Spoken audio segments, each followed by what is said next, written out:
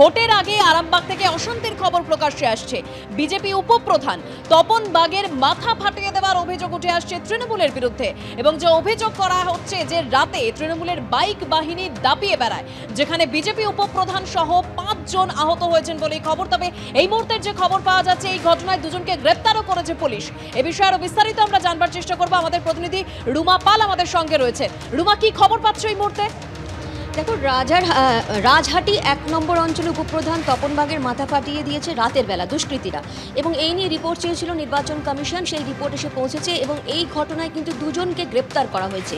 এবং তার সঙ্গে আরও একটা বিষয় জানিয়ে দিই, বেশ কিছু জায়গায় কিন্তু শোনা যাচ্ছিল যে ভোট শুরু হয়নি। আমি কয়েকটা নাম বলে দিচ্ছি, যেমন 137 পার্ট নাম্বার, যেটা হচ্ছে ডোম জুড়ে, সেখানে কিন্তু কিছুক্ষণ আগেই সিও দপ্তর থেকে জানানো হয়েছে যে ভোট গ্রহণ পর্ব শুরু হয়ে গেছে। অন্যদিকে জানিয়ে রাখি যে খানাকুলের বিষয়টা, যেখানে কিন্তু বিজেপি উপপ্রধানের মাথা ফাটিয়ে দেওয়া হয়েছে, সেখান থেকে কিন্তু রিপোর্ট এসেছে। সেই রিপোর্টের পরিপ্রেক্ষিতে সিও দপ্তর জানিয়েছে দুজনকে গ্রেপ্তার করা হয়েছে।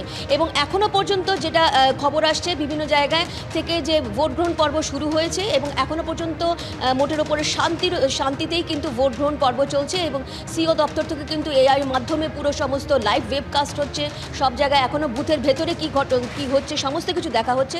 তবে কোনো জায়গা থেকে এখনো পর্যন্ত খবর আসছে যে ভোট গ্রহণ পর্ব শুরু হয়নি, কিন্তু সমস্ত ভোট গ্রহণ পর্ব কোথাও শুরু হয়েছে কি না হয়নি সেই নিয়ে কিন্তু সিও দপ্তর একেবারে নজরদারি চালাচ্ছে, এবং সমস্ত জায়গায় কিন্তু ভোট গ্রহণ পর্ব শুরু হয়েছে, এমনটাই কিন্তু নির্বাচন কমিশন সূত্রে খবর। অন্যদিকে এটা আরও একবার জানিয়ে দিই যে খানাকুলের ঘটনার পরিপ্রেক্ষিতে দুজনকে গ্রেপ্তার করেছে, সেই রিপোর্টই এসে পৌঁছেছে নির্বাচন কমিশনে। এবার হাওড়া লোকসভা কেন্দ্রের দিকে নজর রাখবো। হাওড়া লোকসভা কেন্দ্রের সিপিএম এর প্রার্থী সব্যসাচী চট্টোপাধ্যায় তিনি দাবি করছেন যে রাত থেকেই খবর আসছে বাইক বাহিনী দাপিয়ে বেরিয়েছে। নির্বাচন কমিশনে অভিযোগও জানানো হয়েছে এবং কিছু কিছু ক্ষেত্রে ব্যবস্থাও নেওয়া হয়েছে। কি বলেছেন সব্যসাচী চট্টোপাধ্যায়, দেখব।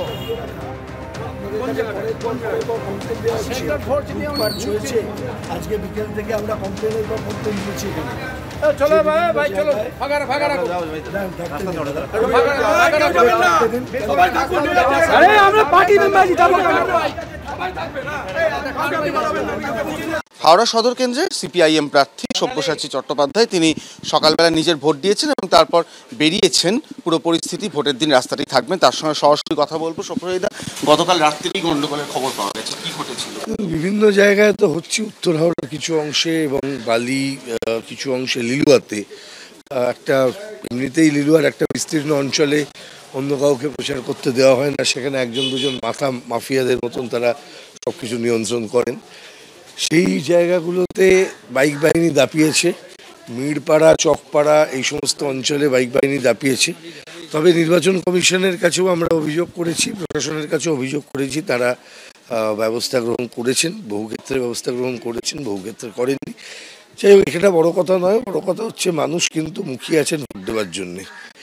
তবে বেলা গড়ালে কোন দিকে বিষয়টা যায় সেটার দিকে নজর রাখতে হবে।